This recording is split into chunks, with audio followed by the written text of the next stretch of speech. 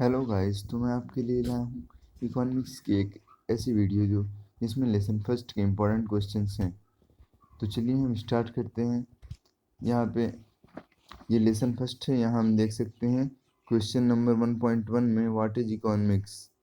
तो हम what is economics को टिक कर सकते हैं। ये व्हाट इज इकोनॉमिक्स है। और हम इसके ऊपर की definition, economics is the science which studies, यहाँ पे प्रोफेसर लिनल रॉबिन्स ने लिखी है। इसकी डिफिनीशन को टिक कर सकते हैं। ये हमने टिक कर लिया है। Then emergence of economics. तो इमरजेंस ऑफ इकोनॉमिक्स, यहाँ पे इमरजेंस ऑफ इकोनॉमिक्स का मतलब होता है इकोनॉमिक्स का उदय कैसे हुआ, अर्थशास्त्र का उदय।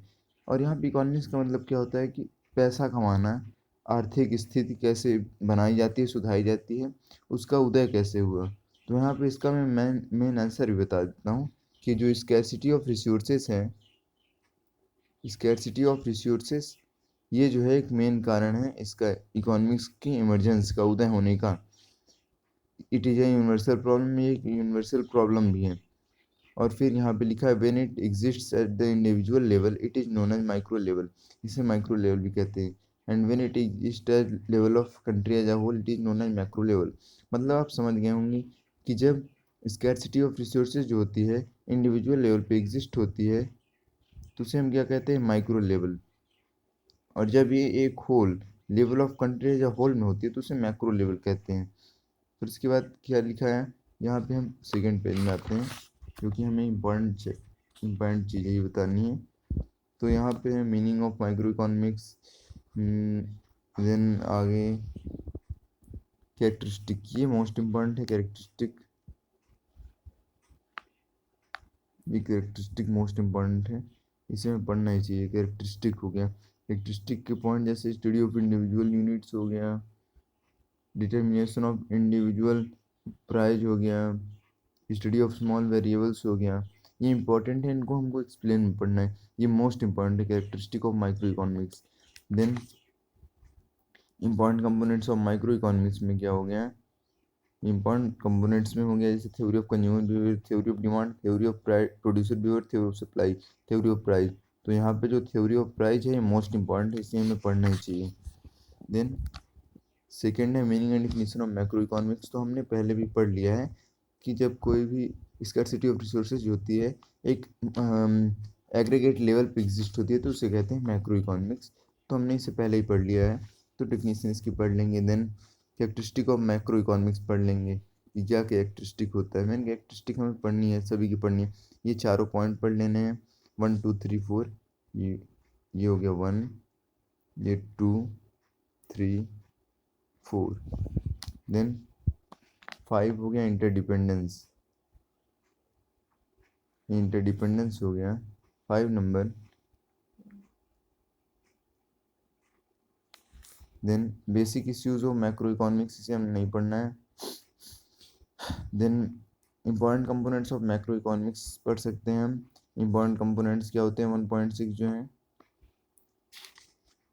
ये तीनों point, theory of income and employment, theory of disequilibrium, theory of correction and disequilibrium in the economy. Important components of macro economics भी है, इसे हम ना पढ़े तब भी चल जाएगा। देन ये डिफिनीशन जो है ये मोस्ट इम्पॉर्टेंट्स हैं। ये 1.7 जो है ये मोस्ट इम्पॉर्टेंट है, मोस्ट। देन इसके बाद क्या है, इसके बाद हमें क्या पढ़ना है, स्कोप ऑफ इकोनॉमिक्स, इसे भी नहीं पढ़ेंगे। इसके बाद हम क्या पढ़ेंगे, सब्जेक्ट मैटर, इसे भी नहीं पढ़ना है। Economic and non economic activities हम पढ़ेंगे, पढ़ना भी है। जैसे मीनिंग ऑफ इकोनॉमिक एक्टिविटीज़ क्या हो गई, और मार्शल के हिसाब से क्या है इकोनॉमिक एक्टिविटीज की डिफिनीशन। कैरेक्टरिस्टिक हमें पढ़ना है, कैरेक्टरिस्टिक हमें सभी की पढ़ना है, मोस्ट इंपॉर्टेंट है। जैसे फर्स्ट पॉइंट पढ़ना है, सेकेंड पॉइंट भी पढ़ना है, देन थर्ड पॉइंट भी पढ़ना है, fourth point, third point, fifth point भी पढ़ना है। Then meaning of non economic activities है, उसे भी पढ़ना है। फिर ये डिफरेंस है, डिफरेंस भी पढ़ लेना है इकोनॉमिक एक्टिविटीज और नॉन इकोनॉमिक एक्टिविटीज का एकदम अच्छे से, जैसे माइक्रो और मैक्रो का पढ़ेंगे वैसे इसको भी।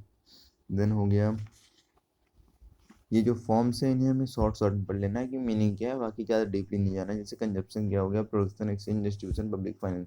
मेन इसमें कंजप्शन मोस्ट इंपॉर्टेंट है, देन इसके आगे हम चलते हैं जहाँ पे इम्पोर्टेंट हमें पढ़ना है, लिमिटेशन ऑफ इकोनॉमिक्स हो गई, ये भी ज़्यादा इम्पोर्टेंट नहीं है।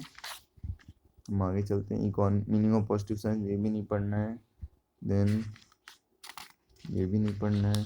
उसके आगे क्या हो गया, पॉजिटिव नॉर्मेटिव नहीं पढ़ना है। Meaning of economy, meaning of economy हम पढ़ सकते हैं। इकोनॉमी क्या होता है शॉर्ट में, जैसे कि यहाँ ब्राउन ने लिखा है, economy is the system of earning livelihood. Livelihood का मतलब कि जीने का साधन एक होता है इकोनॉमी। फिर types of economy on the base of control है और on the base of level of development, ये भी ज़रूरी है क्योंकि इसे पूछ लेता है 4 नंबर में पूछ लेगा कि क्या है pre economy, explain, full explain करिए। कंट्रोल्ड इकोनॉमी क्या है, सेंट्रल प्लान इकोनॉमी क्या है, मिक्स्ड इकोनॉमी क्या है, बैकवर्ड क्या है, डेवलपिंग क्या है, एडवांस क्या है। फिर on the base of control, ये देखिए इसे भी हमें पढ़ लेना है, ये सब इंपॉर्टेंट ही है। जैसे कैपिटलिस्टिक इकोनॉमी, फ्री इकोनॉमी या मार्केट इकोनॉमी पूछ देता है। कैपिटलिस्टिक इकोनॉमी क्या कहते हैं और तो फ्री इकोनॉमी या मार्केट इकोनॉमी कहते हैं। देन सोशलिस्टिक इकोनॉमी और कंट्रोल्ड इकोनॉमी, इसे पढ़ लेना है। मिक्स्ड इकोनॉमी भी पढ़ लेना है। मिक्स्ड इकोनॉमी ये आ सकता है ऑब्जेक्टिव में कि हमारी इंडिया कौन सी इकोनॉमी, तो मिक्स्ड इकोनॉमी। देन अनडेवलप्ड और बैकवर्ड इकोनॉमी पढ़ना है, अंडर डेवलप्ड पढ़ना है, डेवलप्ड और एडवांस्ड इकोनॉमी, कंट्रोल फ्री, ये जो डिफरेंस नीचे इससे हमें नहीं पढ़ना है, ये भी पढ़ना है, डेवलप्ड और एडवांस। पेपर में कुछ भी आ सकता है तो हमें बहुत कम ही चीज़ें छोड़नी है। Then meaning of central problem हो गया, जैसे आ जाएगा कि explain the central problems of economy, तो यहाँ हम लिखेंगे what to produce, how to produce, for whom to produce. ये तीनों पॉइंट को अच्छे से एक्सप्लेन करना है, ठीक है, इन तीनों पॉइंट को अच्छे से एक्सप्लेन करना है। यहाँ दिया है what to produce, how to produce, then for whom to produce भी दिया हुआ है। यहाँ देखिए प्रोडक्शन पॉसिबिलिटी कर्व रिड्यूस है, प्रोडक्शन पॉसिबिलिटी कर्व रिड्यूस है, इसे नहीं पढ़ना है। प्रोडक्शन पॉसिबिलिटी कर्व का हमें कुछ भी नहीं पढ़ना है, ओके।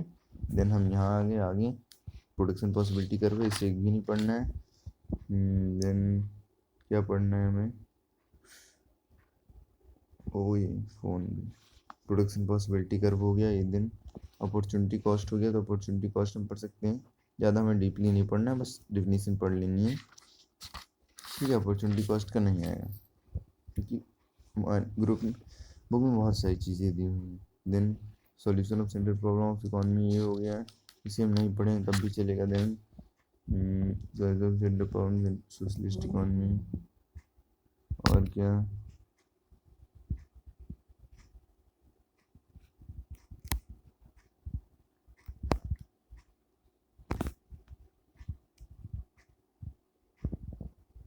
ओ गॉड ये camera,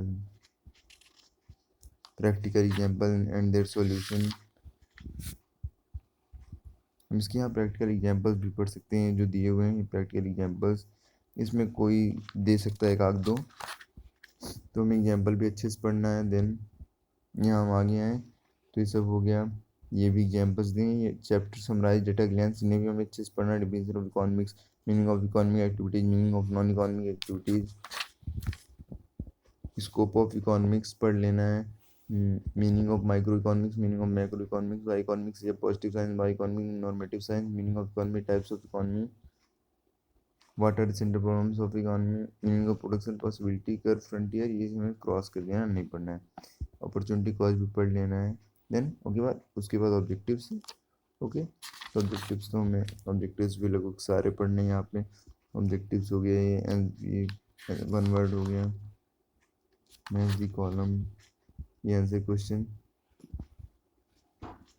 okay guys. So thank you, video को एंड करते हैं। अगर मुझे अच्छा फीडबैक मिला तो मैं दोबारा सेकेंड लेसन का वीडियो बनाऊंगा और सब्जेक्ट का भी वीडियो बनाऊंगा, ओके थैंक यू।